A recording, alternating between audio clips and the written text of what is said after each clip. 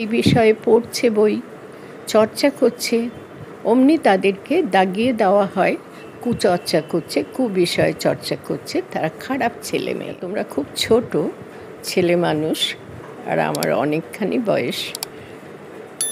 তবু আমি মনে করি বিষয়টা বিশ্লেষণ করে বুঝবার চেষ্টা প্রত্যেক বয়সীদের পক্ষে। যখন পুরুষ কেবল একটা মেয়ের সঙ্গে এই সম্পর্ক স্থাপন করবে, প্রকৃতপক্ষে সেই সম্পর্কটা প্রকৃত যৌন সম্পর্ক নয়।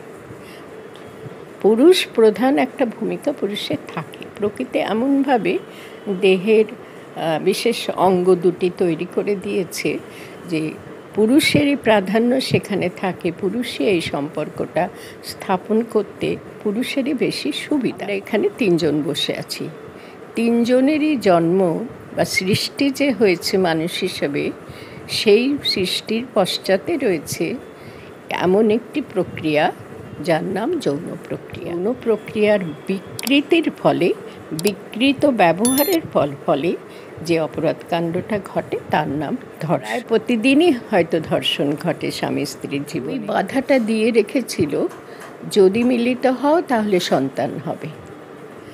মানুষের বুদ্ধি এত বেশি, মানুষ কী করলো না, সন্তান যাতে না হয় অথচ প্রক্রিয়াটা সম্ভব করা যায় সেইভাবে মানুষ তৈরি করে ফেললো ব্যবস্থাপনা। নমস্কার, আমি দুর্জয় আপনাদের সঙ্গে, এবং আমাদের সঙ্গে আজ অতিথি হিসাবে আছেন বিশিষ্ট শিক্ষাবিদ মিরাতুন নাহার। তিনি প্রথমে আপনাকে আইএন নিউজে অনেক অনেক স্বাগত জানাই। আমরা আজ যে বিষয়টা নিয়ে কথা বলবো সেটা সমাজের এমন একটি বিষয় যেটা দীর্ঘদিন ধরে চলে আসছে। বিভিন্ন সময়ে এই বিষয়ে চর্চা হয়েছে, আলোচনা হয়েছে, তারপরেও কোথাও গিয়ে সাধারণ মানুষের কাছে, সাধারণ শিক্ষার্থীদের কাছে বা সমাজের বিভিন্ন পেশার মানুষের কাছে এই বিষয়টা এমনই একটা বিষয় যে সেটা নিয়ে আরও বেশি করে চর্চার প্রয়োজন, আরও বেশি করে জানার প্রয়োজন রয়েছে, বা এই বিষয়ে আরও বেশি করে প্রশ্ন সামনে আসে।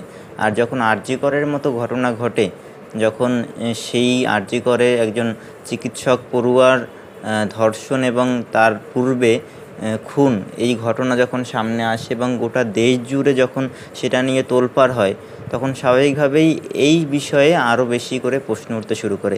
সেটা নিয়েই কথা বলবো আমাদের আজকের আলোচনার বিষয়ে, বা আমরা যে বিষয়ে আজ মিরাতুন নাহারের বিশ্লেষণ জানার চেষ্টা করব, তার পর্যবেক্ষণ জানার চেষ্টা করব। সেটি হচ্ছে যে ধর্ষণ এমন একটা বিষয়, বা এই যে ধর্ষণ কেন মেয়েদের সঙ্গে বেশি করে হয়। আমরা যদি দেখি দিদি, যে গোটা দেশের নিরিখে প্রতি 15 মিনিট অন্তর একটি করে ধর্ষণ হয়, মেয়েরা ধর্ষিত হন, এবং ধর্ষকরা স্বাভাবিকভাবেই পুরুষ এখানে থাকে। আমরা যখন কথা বলছি এই মুহূর্তেও হয়তো কোথাও না কোথাও আমাদের দেশের কোনো না কোনো মেয়ে হয়তো ধর্ষিত হচ্ছেন, বা কোনো মেয়ের দিকে খারাপ দৃষ্টি দেওয়া হচ্ছে, অত্যাচার করা হচ্ছে। এই ঘটনা হয়তো কোথাও না কোথাও ঘটছে, আমরা হয়তো জানতে পারছি না। প্রতি 15 মিনিট করে যখন এই ঘটনা আসে, তখন স্বাভাবিকভাবেই প্রশ্ন উঠবে যে এই ঘটনার পিছনে বা এই ধর্ষণের পিছনে কারণ কি? মেয়েরাই কেন ধর্ষণ হয়? যখন যৌন চাহিদা পুরুষ এবং নারী, বা পুরুষ এবং মেয়েদের উভয়ের ক্ষেত্রে থাকে, তখন মেয়েরাই কেন ধর্ষিত হয় বারবার? দর্শনের শিক্ষকতা করেছেন আপনি, দীর্ঘ সময় ফিলোজফি নিয়ে পড়াশোনা করেছেন। এই বিষয়ে আপনার বিশ্লেষণ চাইব বা পর্যবেক্ষণ চাইব। তুমি এমন একটা বিষয় নিয়ে আজকে আলোচনা করার জন্য আমাকে বেছে নিয়েছ। বিষয়টি অত্যন্ত জটিল, এবং বিষয়টি আমাদের দেশে উচিত যুক্তিবিদ্যাসম্মত দৃষ্টিভঙ্গিতে, অর্থাৎ যুক্তিবাদী দৃষ্টিভঙ্গিতে দেখা, আর বিশেষত বৈজ্ঞানিক দৃষ্টিভঙ্গিতে বিষয়টিকে জানা, বোঝা, এবং কেন সেই বিষয়টির সঙ্গে জড়িত অপরাধ আজকে গোটা দেশে চেয়ে যাচ্ছে। সারা পৃথিবীতেও খবর নিলে দেখা যায় যে এই প্রক্রিয়াটি চলে, অপরাধ প্রক্রিয়া, অপরাধ কাণ্ড। এখন তোমার প্রশ্ন, যে প্রধান প্রশ্ন যেটা, সেটা হলো ধর্ষক পুরুষরাই কেন হয় এবং ধর্ষিতা হয় মেয়েরা, অর্থাৎ প্রধান ভূমিকা থাকে পুরুষদের, আর সেই ভূমিকায় বিশেষভাবে আক্রমণকারী হয় পুরুষরা আর আক্রান্ত হয় মেয়েরা। ধর্ষিতা বলতে আমরা বুঝি আক্রান্ত লিঙ্গ পরিচয়ে মানবী বা মহিলা বা মেয়ে, আর আক্রমণকারী লিঙ্গ পরিচয় পুরুষ মানুষ। এই লিঙ্গ পরিচয়টা প্রধান হয়ে ওঠে এবং ভূমিকাটাও এইরকমই, আক্রমণকারী আর আক্রান্ত। এটাকে বুঝে নেওয়া জরুরি যে কেন এটাই ঘটে, এবং তুমি যেটা বললে পরিসংখ্যান দিলে সত্যি তাই।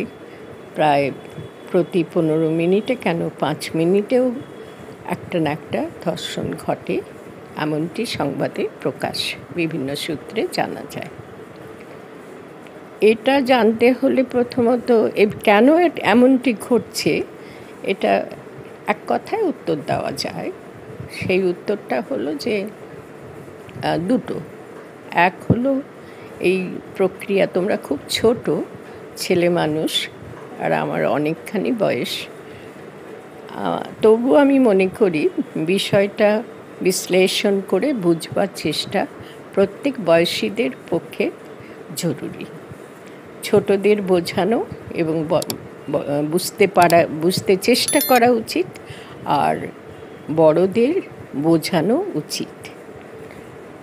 প্রকৃতপক্ষে সম্পর্কটা পুরুষ নারীর সম্পর্ক, যেটাকে যৌনতা বলা হচ্ছে বা যৌন সম্পর্ক বলা হচ্ছে, সেটা পুরুষ এবং নারীর মধ্যেই হয়। এবং এই সম্পর্কটা প্রকৃতি থেকে নির্ধারিত হয়েছে। এর সঙ্গে একটা গভীর বিষয়, সারা পৃথিবী জুড়ে যে সৃষ্টিতত্ত্বের ব্যাপার একটা রয়েছে, সেইটাকে আমরা কিছুতেই বুঝবার চেষ্টা করি না। প্রকৃতি কিন্তু যাতে এই সম্পর্কটা, পুরুষ নারীর সম্পর্কটা নেহাতি প্রবৃত্তি দ্বারা চালিত, নেহাতি স্থূল দৈহিক প্রক্রিয়া, নেহাতি পীড়নের প্রক্রিয়া, এমনটি সেভাবে না মানুষ সংগঠিত করে, বিশেষত পুরুষ লিঙ্গ পরিচয় পুরুষ যে মানুষরা, তারা সে কারণে সৃষ্টির সঙ্গে জুড়ে দেওয়া হয়েছে এই সম্পর্কটা। আমরা এখানে 3 জন বসে আছি, 3 জনেরই জন্ম বা সৃষ্টি যে হয়েছে মানুষ হিসেবে, সেই সৃষ্টির পশ্চাতে রয়েছে এমন একটি প্রক্রিয়া যার নাম যৌন প্রক্রিয়া। আমাদের দেশে দেখবে, আমি এখানটা দিয়ে একটু শুরু করি।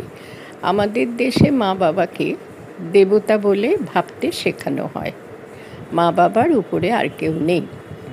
কিন্তু যদি কোনো কঠিন প্রশ্ন করা ছেলে বা মেয়ে বলে যে ওই কবিতায় বলা হয় না, কোনখানে তুই কুড়িয়ে পেলি আমারে, খোকা মাকে সুধায় ডেকে খোকা মাকে জিজ্ঞেস করছে যে আমাকে তুই কোথায় পেয়েছিস। তার উত্তর কিন্তু মা দিতে পারে না।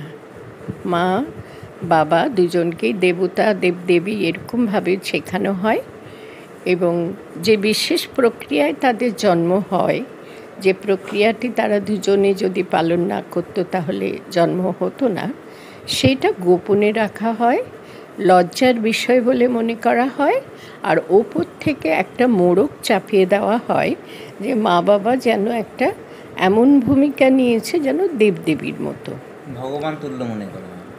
হ্যাঁ, ওই দেবদেবী বলবো, ভগবান তো আবার আরেকটু দেবদেবীদের থেকে উপরে ভগবানের স্থান, যারা বিশ্বাস করে তাদের কথা বলছি। অতএব ওই দেবদেবীই বলা ভালো। এইটার মধ্যে এইরকম যে ভাবনা, এই ভাবনাটার মধ্যে একটা সমাজের দ্বারা তৈরি ব্যাপার রয়েছে। সমাজ তো মানুষই তৈরি করেছে। মানুষ একলা বাঁচতে পারে না, মানুষকে সমাজের মধ্যে আর 10টা মানুষের সঙ্গে একসঙ্গে বাঁচতে হয়। ব্যক্তি মানুষ বিয়ের বন্ধনের দ্বারা পরিবার গঠন করে, এবং বিভিন্ন পরিবার নিয়ে সমাজ নিয়ে রাষ্ট্র নিয়ে দেশ, এইভাবে পুরো মানুষের সমাজটা চলছে। সেখানে এই যে বিশেষ প্রক্রিয়া যার নাম আমরা যৌনতা বলি, সেটা যদি সে সম্পর্কে শিক্ষা, কীরকম এই প্রক্রিয়াটা, মানুষ কেন এই প্রক্রিয়া অবলম্বন করে, এর লক্ষ্যটা কী, এ সমস্ত শিক্ষা আমাদের দেশে নেই, দেওয়া হয় না। আছে কিন্তু বই আছে, খুব নামকরা বই, একদম গোপনে গোপনে এবং লজ্জার বিষয় বলে মনে করা হয়। তো আমি এটা বলে এই পর্বে তোমার প্রশ্নের উত্তর শেষ করব। এই লজ্জার বিষয় এবং গোপনীয়তা, এই দুটো ধারণা, গোপনীয়তার আশ্রয় আর লজ্জার বিষয়ে এরকমভাবে একটা ধারণা ছড়িয়ে দেওয়া, যদি কেউ এই বিষয়ে পড়ছে, বই চর্চা করছে, অমনি তাদেরকে দাগিয়ে দেওয়া হয় কুচর্চা করছে, কুবিষয়ে চর্চা করছে, তারা খারাপ ছেলে মেয়ে। সেটা হওয়া উচিত নয়। জানা উচিত, বৈজ্ঞানিক পদ্ধতি হিসাবে জানা উচিত যেটা কি, কেন, কিভাবে হয় এবং সম্পর্কটার উদ্দেশ্যটা মূল কী। মানসিকভাবে সুস্থ থাকাটা আপনার অধিকার। বেশি রাগ, দুঃখ, হতাশা, ভয়, অবসাদে মানসিক অসুস্থতার মধ্যে আনন্দ ফিরে পেতে আজই চিকিৎসা করুন। অনলাইনে কাউন্সেলিং এর সুযোগ রয়েছে। Get your minds best friend, doctor B G. Dastidar. স্ক্রিনে দেওয়া নম্বরে যোগাযোগ করুন। দীর্ঘদিন ধরে সন্তানহীনতার সমস্যাতে ভুগছেন? আর দেরি না করে আজই চিকিৎসা করান। ভারতের অন্যতম প্রধান সারির আইভিএফ চিকিৎসক এবং গবেষক ডক্টর সুদর্শন ঘোষ দস্তিদারের থেকে 40 বছরের অভিজ্ঞতা আপনার সমস্যা সমাধান করবেই। স্ক্রিনে দেওয়া নম্বরে যোগাযোগ করুন। এই যে সৃষ্টি তত্ত্বের সঙ্গে জড়িয়ে রয়েছে এই সম্পর্কটা, এইটাকে একেবারে ধামাচাপা দেওয়া হয়। এবং মানুষের বুদ্ধি অনেক বেশি, মানুষ গবেষণায় অনেক কিছু বার করে ফেলেছে। দুটো নারী, পুরুষ নারী মিলিত হবে যৌন প্রক্রিয়া দ্বারা, সেটা সহজ নয়। কারণ প্রকৃতি ওই বাধাটা দিয়ে রেখেছিল, যদি মিলিত হও তাহলে সন্তান হবে। মানুষের বুদ্ধি এত বেশি, মানুষ কী করলো না, সন্তান যাতে না হয় অথচ প্রক্রিয়াটা সম্ভব করা যায়, সেইভাবে মানুষ তৈরি করে ফেলল ব্যবস্থাপনা। এরপরে মানুষের বোঝা উচিত ছিল যে প্রকৃতির উপরে আমরা একটা খবরদারি করেছি বটে, কিন্তু প্রকৃতি যখন সৃষ্টির সঙ্গে সন্তান উৎপাদনের সঙ্গে, ধরো এই প্রক্রিয়াটা বন্ধ হয়ে গেল, বিয়ে প্রথাটা বন্ধ হয়ে গেল, বিয়ে নামক একটা প্রথা, এটা আমি এর সঙ্গে বলা উচিত, বিয়ে প্রথাটার সঙ্গে এই সম্পর্কটা জড়িয়ে দেওয়া হয়েছে যে তুমি বিয়ে করলে তবে এই সম্পর্কে সম্পর্কিত হতে পারো। দুটো পুরুষ নারী, বলা যায় বিয়েটা একটা ছাড়পত্র হিসেবে দেওয়া হয়, সামাজিক আইনি হ্যাঁ, সামাজিক ছাড়পত্র, বিশেষ করে ছাড়পত্র হিসেবে দেওয়া হয় যে তোমাদের মধ্যে, এবং ঢাক ঢোল পিটিয়ে অনেক আড়ম্বর করে যে বিয়ে ইত্যাদি করানো হয়। তার পশ্চাতেও রয়েছে ওই গোপনীয়তা, ওই লজ্জার ব্যাপারটা যেন চাপা দেওয়া। কিন্তু আজ পর্যন্ত, এখন এই মুহূর্ত পর্যন্ত এই সম্পর্কটাকে যথাযথ দৃষ্টিতে ঠিকভাবে সম্পন্ন করা হয় না। সেগুলো কি আমি এরপরে বলবো। যার ফলে ধর্ষণ নামক ব্যাপারটা ঘটছে, যথাযথ প্রক্রিয়াতে না হওয়াতে, সম্পন্ন না হওয়াতে ধর্ষণ নামক ধর্ষণটা এক কথায় বলা যায়, ধর্ষণ হচ্ছে অপরাধ।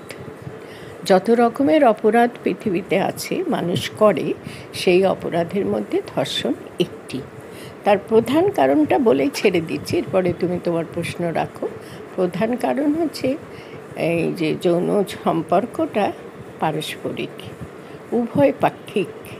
অর্থাৎ একজন পুরুষ কেবল একটা মেয়ের সঙ্গে এই সম্পর্ক স্থাপন করবে, প্রকৃতপক্ষে সেই সম্পর্কটা প্রকৃত যৌন সম্পর্ক নয়। পুরুষ প্রধান একটা ভূমিকা পুরুষের থাকে। প্রকৃতি এমনভাবে দেহের বিশেষ অঙ্গ দুটি তৈরি করে দিয়েছে যে পুরুষেরই প্রাধান্য সেখানে থাকে, পুরুষই এই সম্পর্কটা স্থাপন করতে পুরুষেরই বেশি সুবিধা হয়। তার মানে এই নয় যে মেয়ের কোনো ভূমিকা নেই, এটা ভুল হয়ে গেছে, ভুলভাবে চালিয়ে গেছে। মেয়ে এই সম্পর্কটার মধ্যে দুটো জিনিস আছে। সম্পর্কটার মধ্যে যদি সুস্থ স্বাভাবিক সম্পর্ক স্থাপিত করতে পারে পুরুষ এবং নারী উভয় পক্ষের সম্মতিতে, এবং উভয় পক্ষই এই ব্যাপারটার জন্য প্রস্তুত হয়, তবেই এটা সঠিক পদ্ধতি বলে গণ্য হতে পারে।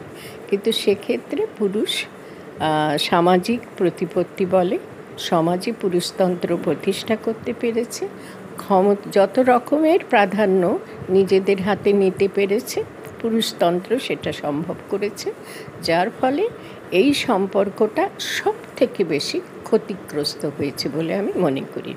এটা নেহাতি জৈবিক প্রবৃত্তিজাত দৈহিক সম্পর্ক বলে গণ্য হয়েছে এবং এটা গোপনীয়তার সঙ্গে জড়িত হয়েছে, লজ্জার সঙ্গে জড়িত হয়েছে, দৈহিক কামনার সঙ্গে জড়িত হয়েছে, প্রবৃত্তির সঙ্গে জড়িত হয়েছে। এই সবটাই সমাজ তৈরি করে দিয়েছে। সমাজে প্রতিপত্তি দখল করা বা প্রাধান্য দখল করা পুরুষতন্ত্রের ফলে এটি ঘটেছে।